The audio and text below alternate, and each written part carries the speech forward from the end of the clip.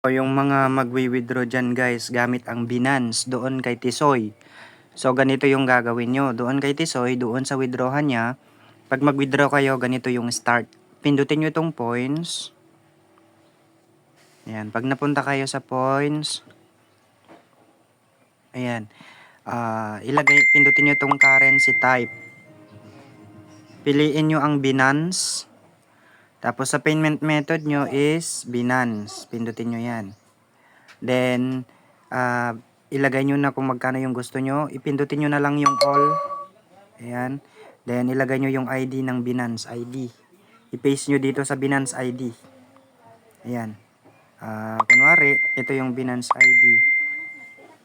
Example lang Ayan. Kinapin nyo dun sa, sa messenger yung ID. Then, ilong press nyo lang. Tapos, pindutin nyo yung paste. Ayan na yung Binance ID. Then, screenshot nyo muna guys screenshot. Ayan, pag na-screenshot nyo na, click nyo na yung withdraw. Okay? Click nyo na yung withdraw. Ayan, then ilagay nyo na yung password na Kunwari yan yung password ko. Ilagay nyo na yung password. Success na siya guys.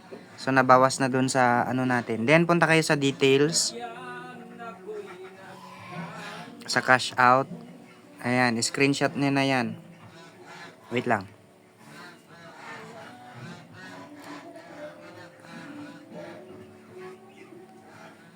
Ayan, screenshot nyo.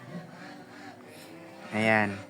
Then yan yung isend nyo kay Boss Tisoy. Ganun lang.